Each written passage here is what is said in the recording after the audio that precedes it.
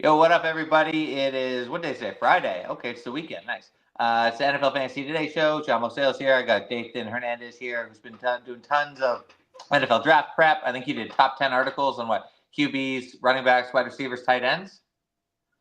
Mm-hmm. All right, so you should definitely Yeah, check five those for a out. QB tight end, but What? Sorry, five what? for QB tight end, but Five, yeah, whatever, yeah. But so check those out. He was predicting landing spots and still relevant now. Nathan is dialed in. We just had the NFL draft, and as we've seen, rookies are becoming more and more important in fantasy football. It's almost ridiculous, right? The wide receiver revolution. Running backs took a kind of year off last year, but this year they're poised to maybe kind of dominate the ether of the league. Rookie tight end curse has been broken, right? We had Sam Laporta season, and then Brock Bowers last year. So what are the quick I don't know, galaxy brain thoughts from the draft just off the top of the head? Galaxy brain thoughts. Okay. I don't even know what galaxy brain means, but I just like saying it. Big pictures from the draft for fantasy implications. Yeah, I think right away you see like what was like a super strong running back class. I think is kind of like it's a bit like there were some underwhelming landing spots. I think for some running backs, like some places, some teams that didn't draft running backs, like Chicago, that you thought would wind up needing somebody didn't. And I think that puts those teams in play for the veteran guys like J.K. Dobbins, Nick Chubb. James Um, Cook. James Cook could become available or is probably available for the taking if they get the right offer. Um, and I think those are areas where you can, like, for instance, in best ball right now, that's like just a place that you can attack value.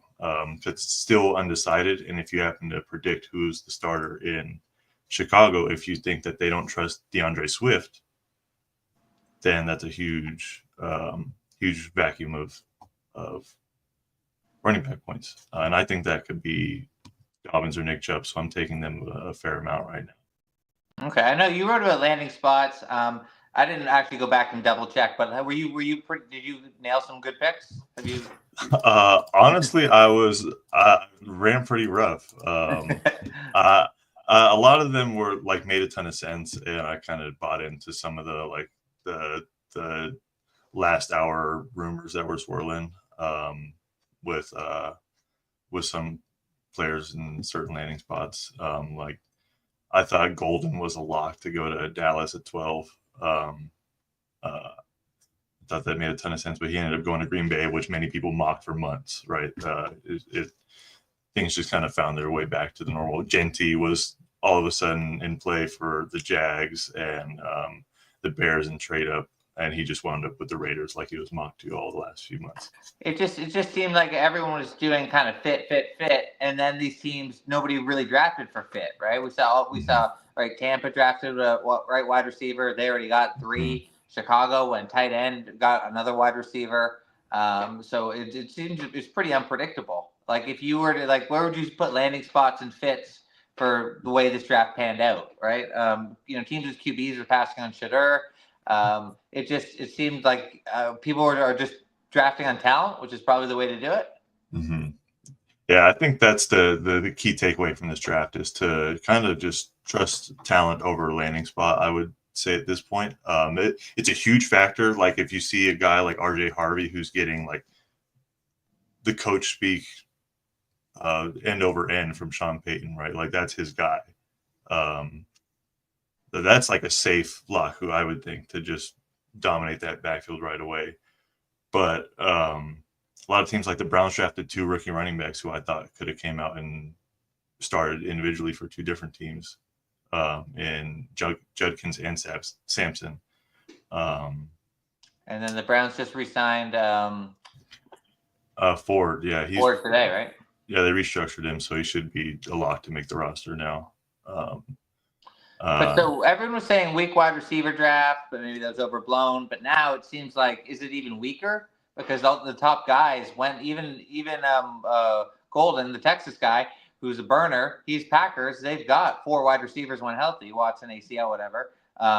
but he might, slide into the wide receiver 1 role. But it's like, other than Tet, I mean, is there a wide receiver you're going to take in fantasy in maybe, I don't know, the first 5 rounds? Yeah, Travis Hunter for sure. Oh yeah, Travis Hunter. Yeah. But beyond that is a great point. The players that beyond Matthew Golden, who I was actually down on compared to Ibuka and Burden, just because of pure landing spot being wide receiver 4 or passing option 4 out the gate. We saw with Roma Dunze a little bit last year, where there were super high expectations, and then Keenan Allen was just fine and top 24 wide receiver for half the season. Jay said 2 years ago, right? It's like you don't want to be banking on these rookie wide receivers in a crowded wide receiver room, even if they're elite. Now this year, Rome's going to go off, right? Like, so it's going to be that like post type sleeper. But so Fit, you're saying you like Golden to the Cowboys at 12. You thought that was a lock. Would that have been the best spot? Slide into the wide receiver 2, passing offense. Dez takes a lot of the thing. Like Ibuka, I know Patrick loved him. If he had gone to the Cowboys, would that then he's a potential fantasy star? Yeah, I thought that was a huge vacuum for targets there, and I think they're just going to have to throw to CeeDee Lamb 35% of the time again.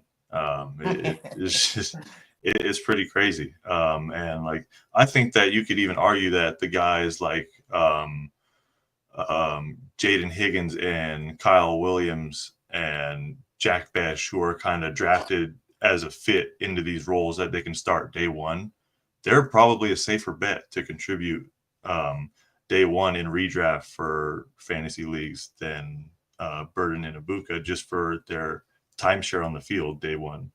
That's right. Yeah, fit over talent. So who are the 3 wide receivers you think that have the best shot to be the wide receiver 1 on their team versus maybe wide receiver 1 in fantasy? Right? Is it the New England? It's Allen.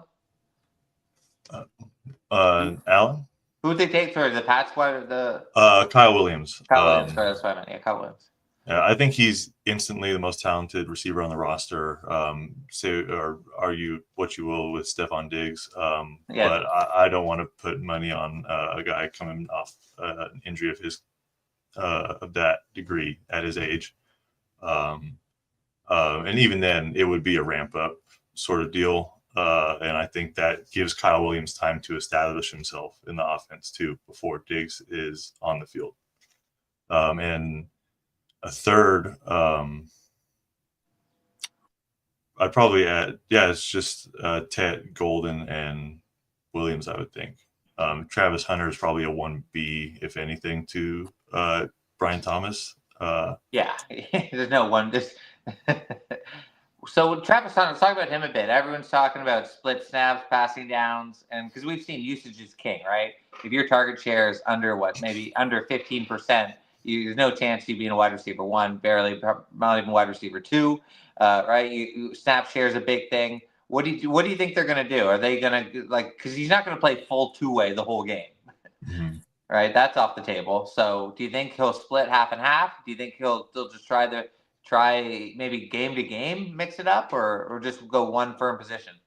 Yeah, I could see it being a game plan based thing for sure, but I assume he's going to predominantly play offense. I would think he'd be a full-time offensive player, and on defense he would play like guaranteed passing down situations, maybe 2-minute drill type deals. Maybe teams like if you want him out there against like elite targets on the other, like if you're going against, I don't know, Justin Jefferson, the big guys around the league. If you want to play him, maybe split him, like play him less on offense and play him more defense that way. There's a lot of those guys, though, right? I feel like then all of a sudden it's like, oh yeah, we're playing Cincy. We got Chase, we got Jefferson. Yeah. It's like all of a sudden he's just a corner. So where's he going in best ball right now? He is flying up draft boards. He is about to. Tet is also pushing up, and he's about to flip Tet. He's going at the top of the 4th now, I believe. Jesus. So what's that seems kind of pretty crazy considering. Yeah, I think it's steep. It's an overreaction to the news that he's going to be, or that they want him to focus on offense, and I think that it'll fall. His his cost will kind of steam down a bit after people start realizing that the price might not be worth it. But I think he winds up at probably the back of the fourth when his ADP settles. So what's that? So it's him. What tier is he in? So who are the decisions you're taking Hunter over in those? Yeah, so he's flipped the tier with Devonta Smith, Jamison Williams, and Zay Flowers, who were kind of they were kind of the mainstays in the fourth round. And Hunter jumped ahead of the guys like Metcalf, Sutton, Waddle, Ridley in the fifth pretty quick. And I think that's probably justified. Okay, well, yeah, well, let's see where he falls in my most sales 150 when I drop that. Subscribers, be able to check that out. I think it was pretty good last year. My Stan Laporte on the cover hurt a bit, but I think anyways, we're not going to get too into last year. Let's talk Schroeder. Me and Patrick didn't talk that much about him, right? All this stuff's leaking that he's entitled. He's given terrible interviews. Was it the Giants? They showed him mistakes and being like, all right, how would you handle that? Which is cool. I think I'd be like, oh, yeah, I screwed up.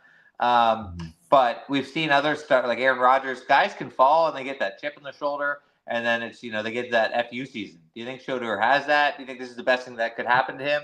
And is there sneaky value in him for fantasy? Yeah, I think his talent was never a question in the process, in the sense that in the sense that I don't think he's a different player than what we saw on the field at Colorado, or not drastically. And I think that the reason he fell is because the talent questions are just that he might not project to pan out as a starter, or be less than likely to, and teams that want to invest on smarter people than me have said this already, but teams that want to invest in a QB2 who's kind of just stands out. Yeah.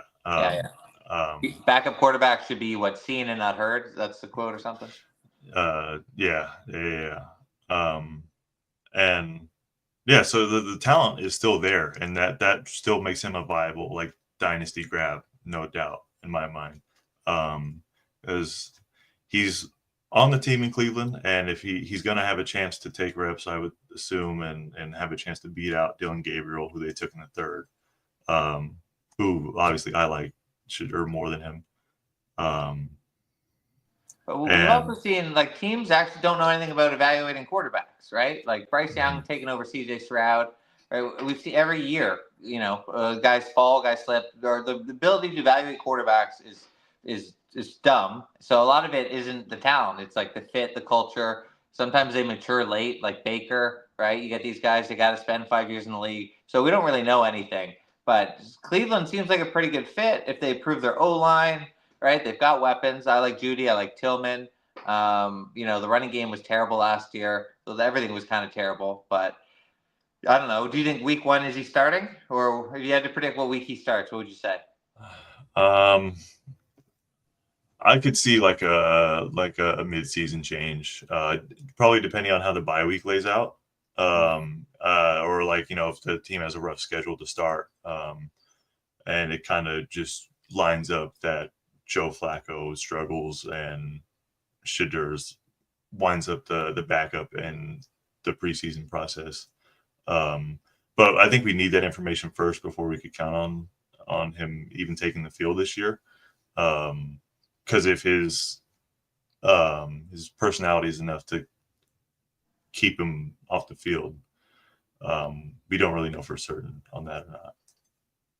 I think I'm going to back him. I think I might take him late, best ball last round. Do you take him? Because he could just blow up, right? He should adjust the league well, right? Because he's already he's rich, so it's not he's played, was clutch, great at college. He takes hits. Best team he's ever going to be on the Browns, right? It's not like Colorado's any good. But okay, so let's move on. We covered a lot of guys. We'll get into some more draft guys, but I want to talk about some secondary benefits. What teams were the biggest winners, or what offenses were the biggest winners of the draft, right? You got the Pats, right? Draft O-line was terrible last year. Drafted Travion Henderson, got a running back. Drafted a wide receiver to build around Drake May. Are they an offense that you potentially invest in? And who else do you like? Yeah, I'm a huge fan of New England heading into next season. Huge fan. Yeah. I think that I really like Drake May as a quarterback talent, and it feels like they were just a couple of pieces away from setting him up for success. They gave him one, arguably two top targets out wide, beefed up the offensive line, invested in heavily, got my number 3 running back in this pre-draft process in Henderson. Who's 2? Judkins? Travion Henderson. Yeah, who's number 2? Obviously. Sorry, Hampton. Hampton? Oh, really? Mm-hmm. Oh, wow. Oh, Jesus. Okay. Yeah, I had Henderson 3, Hampton 2. Deontay, obviously 1. Yeah. But yeah, I think it's like has a real chance to become a high octane offense. And bottom line is you want the top scoring offenses in the league. Mm-hmm. And I think this team has just like a big jump written all over it. In big jump. Okay. So the team, because I talk about every year, we see these teams nobody thinks they're going to be any good. We had Seattle 2 years ago, right? Geno had the breakout. We've had Baker 2 years ago in the Bucs, where it's like you were getting, Mike. I got Mike Evans for $5 2 years ago, right? So we see these teams nobody expects anything of. They all of a sudden the offense. Minnesota, I guess you could say last year was probably it, right? Jordan Addison was going for nothing. He's having 3 touchdown games. Jefferson was falling to the back of the first round. So so the Pats, I think, are one of those teams go from inept to competent. Who else? Yeah. Who else do you like? Raiders, your boys? Yeah, definitely. I often get lost thinking about them, but for sure we've turned it around in a huge way. I think the offensive line is solid. Geno I think he's a gifted quarterback, probably top 12 to 15, I'd say. Fantasy or real life? Real life. Okay.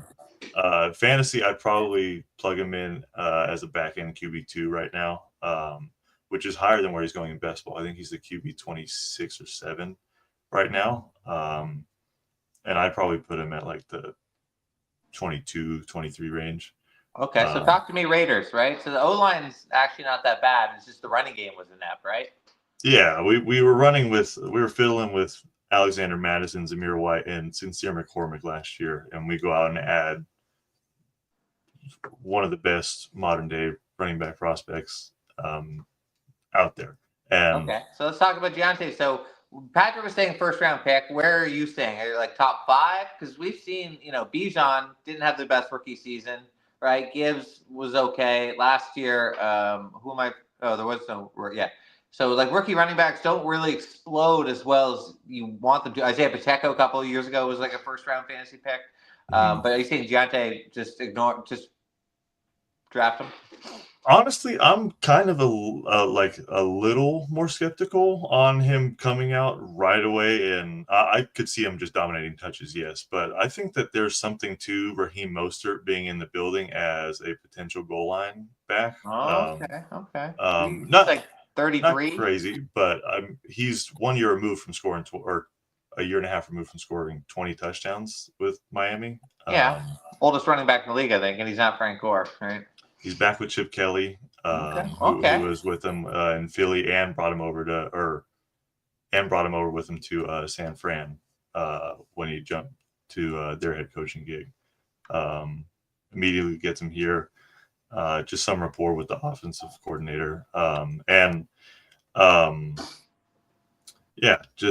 He's going right now. He's going pretty pricey for my taste. I'd probably slot him to like the early to mid second. Oh, really? Okay. So you've had a little. Just because I think guys like Christian McCaffrey and Derrick Henry I just like them more. You take CMC over Deontay, really? Because CMC's getting there in age. That was a bad year. If it comes out and he's just healthy, CMC, I think it's hard to pass up on him again. And he's supposedly already recovered from his injuries. And if he's getting a full off season of prep, I think it's hard to not trust him again in that Niners offense. And that's the thing too. The Niners and Baltimore offenses, I think, are just more of a guarantee to be high scoring offenses versus the Raiders in their first year with their new look. That's true. Okay. And then schedule, we don't really know yet. Because that AFC West, you're going to be doing the preview, but like Chargers have a great defense, Chiefs have a great defense, Broncos have a great defense. So it's like that's 6 games where it's it's not going to be domination, right? Whereas I guess the Niners, right? Seattle's D wasn't great last year. Cardinals are never good. Rams kind of peaked late, but they don't invest in it. So. And the Niners schedule too, right? They got that 4th place schedule. Okay, give me another offense that you think really made the leap. Chicago? That's where my mind was heading before we started talking about Vegas. It just seems like wheels up. I do think they're going to add a running back. Offensive line is retooled in a big way, in a hurry. They had Colston Loveland and Luther Burden. So are we saying top 10 offense next year? Oh yeah, I probably that's probably too confident, but I feel like I would take that. I mean, you got the Lions OC, you got the Rainmaker, right? Caleb's 2nd-year jump, Odunze 2nd-year jump. I mean, it's just are they going to be too hyped? Like, where's Caleb going in best ball? QB 10. He's going by He's going after Kyler and before Goff, and like round 8, I believe. Okay, because I mean, it's those guys they added Luther, Colston. Who do you like more for fantasy? Because Colston went above Warren, right? Who was saying he's like the Gronk clone, which is you don't want to pass on that. Yeah. So Colston Loveland, I think, is probably going to be the highest ranked rookie tight end. And he hasn't flipped Tyler Warren yet in best ball. He's tight end. He's jumped to the tight end 11 now, and I think Warren is the tight end 9, if I'm not mistaken. And I think that'll flip in a hurry. Just when you think about just the different offensive or passing offense projections with the Colts and the Bears. If you think about the Bears might score twice as many passing touchdowns as the Colts. I think that's probably realistic. And they both are similarly stacked with weapons, right? Like if the Colts had a QB, I mean, they're off. I mean, where would like Downs, Pittman, and Pierce would all go 20 spots up? You'd probably value them like the Bucs wide receivers. I think if they had a solid receiver or a solid quarterback.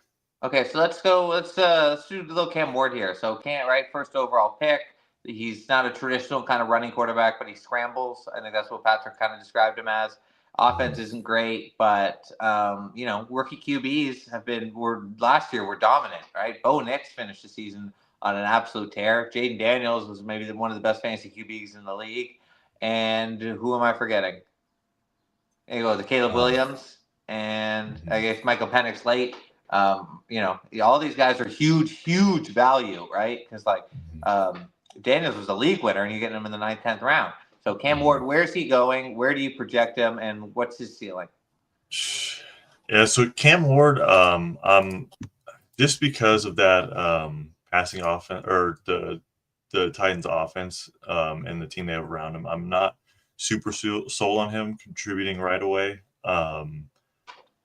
He's going as the QB 23 right now. Wow. I'd probably a lot of upside. I'd probably put him probably a couple spots below that. Maybe even just flip him and Geno in those rankings.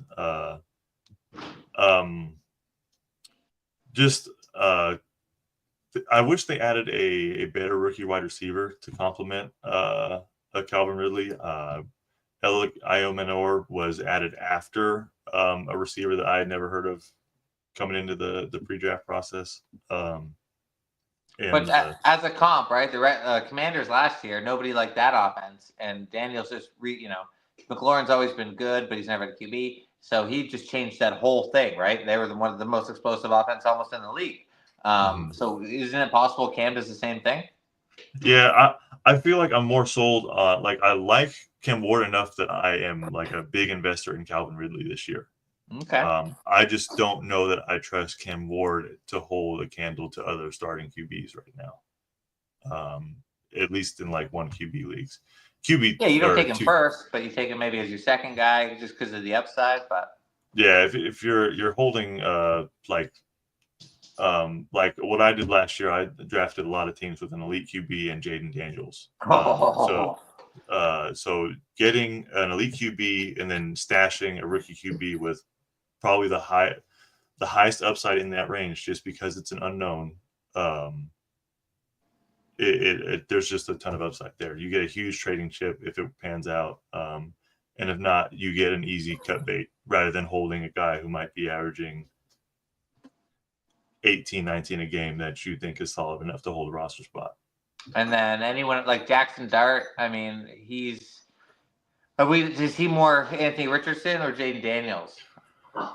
I was more Anthony Richardson, if on that spectrum, at least. I think that there's a chance that he's not starting until mid-season as well. They traded up to get him, but I just have a feeling they're going to start with Russ similar or to start the season, and similar to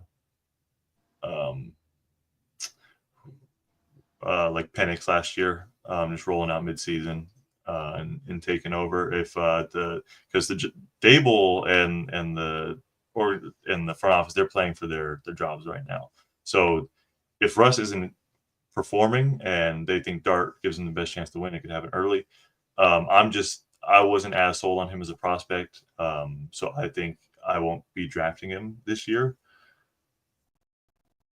So do you like him would you rather take him in a draft or Justin Fields? Right, Dart's got like this crazy upside because he's an unknown, and then Fields is a little bit more known with kind of that built-in floor, but maybe not the ceiling. Yes. To be honest with you, right now in best ball, Justin Fields is like the QB 13, 12, and Dart is the QB 32.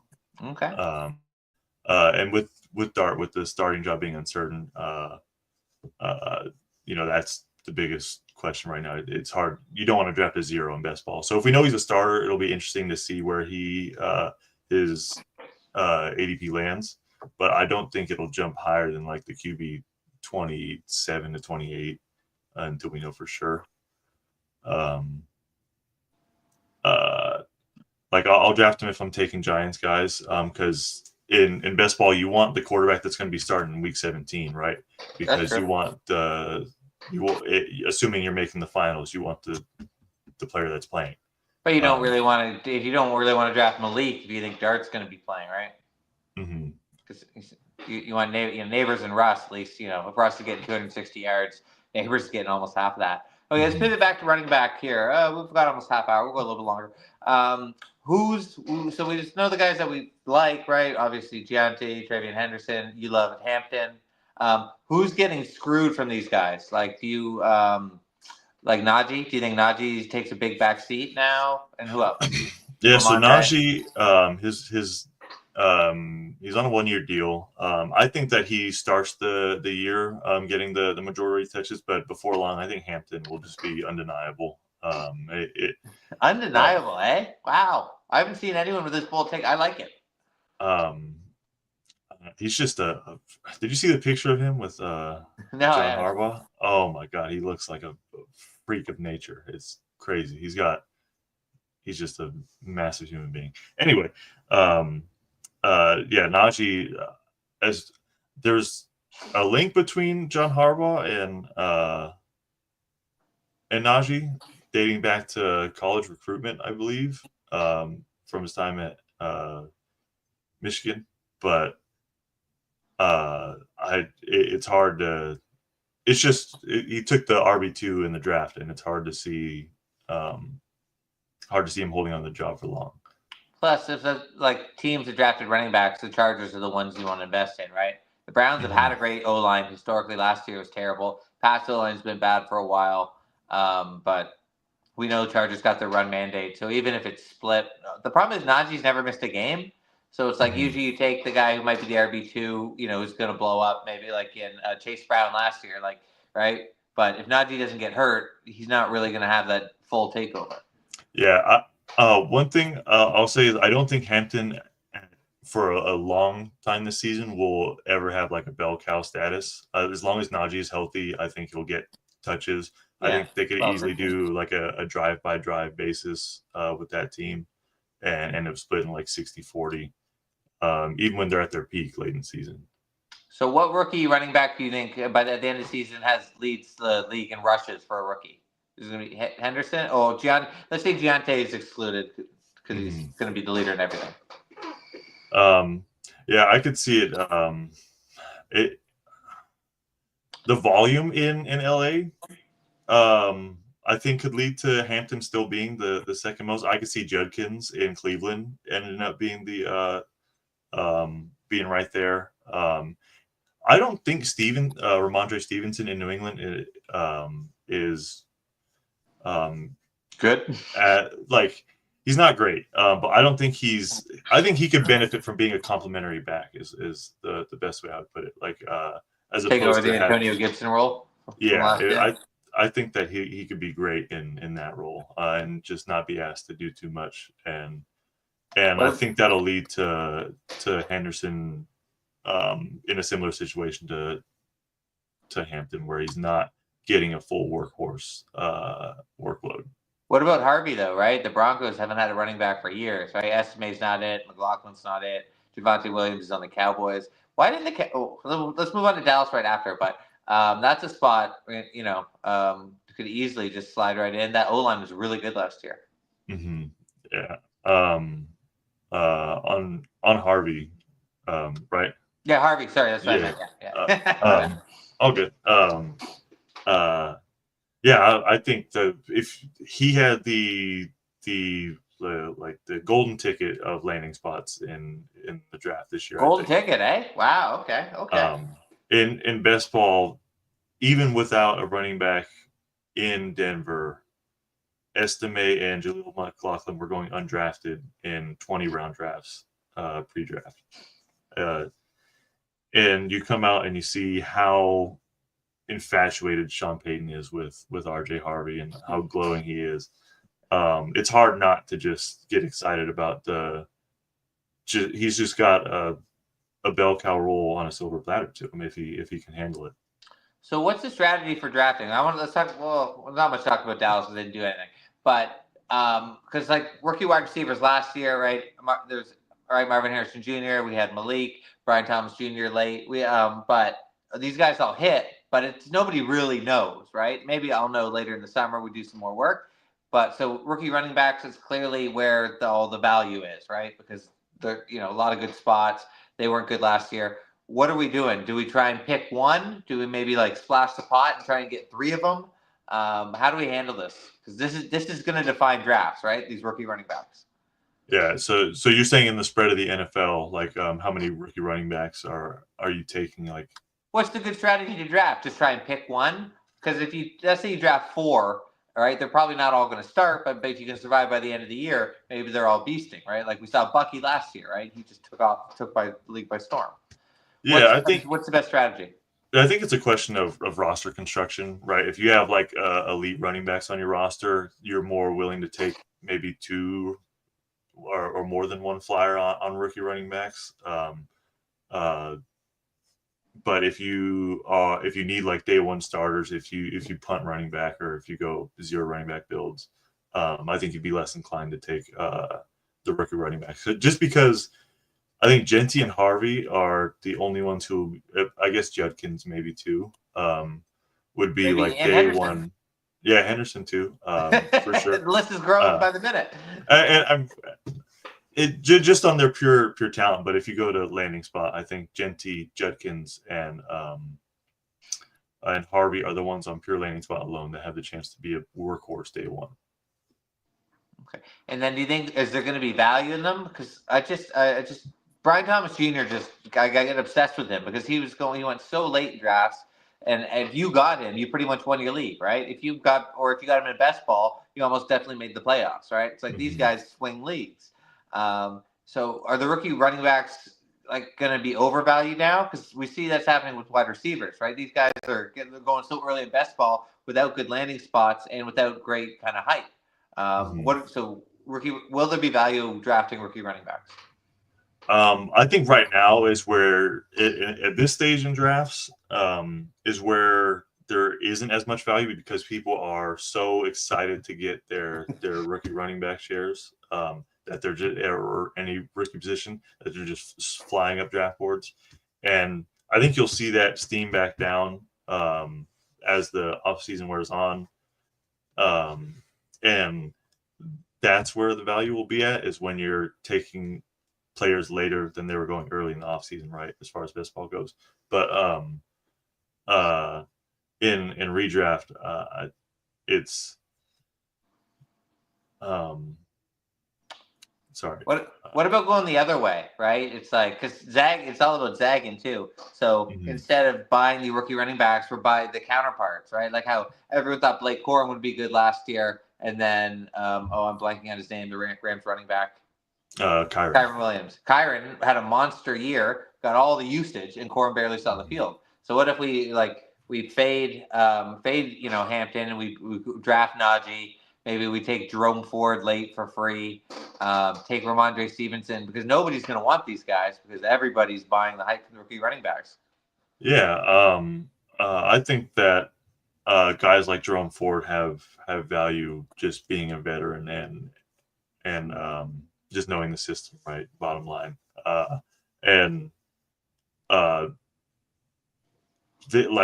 you're saying, the overhyping rookies can sometimes blind you to the veterans already on the roster. Like how many people just ignored Adam Thielen when he went out and scored 10 touchdowns for the Panthers that year? And yeah, it's all. I think everything is going to boil down to like knowing how depth charts, or trying to know how depth charts will play out, and like target percentages in each offense, is trying to project that is how you'll if you look at it from that lens, you'll be able to try and see where rookies and veterans actually rank for you. Okay, so let's go back to wide receivers, right? So we got Higgins on Houston, right? Is that just the dream spot? Because we know we're probably not seeing Tank. You're playing next to Nico. Hopefully that offense passes a little more, right? They were really run heavy in early downs. It was so predictable. The Texans really need a nice little reboot. Are you trusting the talent with Golden on Green Bay or in Ibuka on Tampa, that they'll just surpass everyone in their path? Yeah, I think there's a line you draw, and I like what you value more. And I would say that I think that Ibuka, and it has to do with tier breaks, I would say. Like I think that Ibuka and Bird and Golden were in a tier above Higgins, and because of that, I would value them more still. And it's not like Higgins is walking into a wide receiver one role. He still has Nico dominating target share. They added Christian Kirk, his teammate Jalen Noel, a little later, who I think has a chance to carve out a rotational role too, with him and Christian Kirk swapping slot role or slot snaps. Okay, well, then what about Tet? First wide receiver taken, but it's Carolina. Like, do we like that offense? Because they were kind of had a bunch of high scoring games. So you're right. Bad team.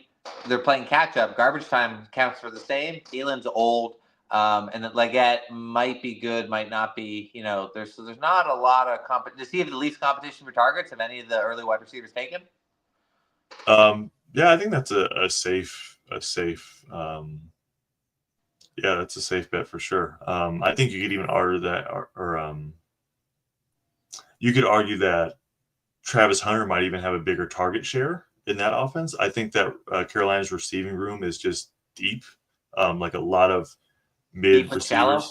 Yeah, deep but shallow for sure. I think they have a ton of rotational pieces, but Tet is just such a different receiver than everyone else in that roster that he should go out and just absorb. Okay. Well, we're gonna wrap up here. We got about 40 minutes. Everyone, check out where we got our Discord. You can drop us a comment on Twitter. We're gonna be dropping the draft guide sometime probably in June. It's gonna be chock full of everything: rankings, projections, sleepers, busts, rookies, best ball, dynasty, Anything else? We're working on our previews right now. We're digging deep in the lab. It's going to be great. It's going to be probably the best season we've had. We'll be dropping stuff.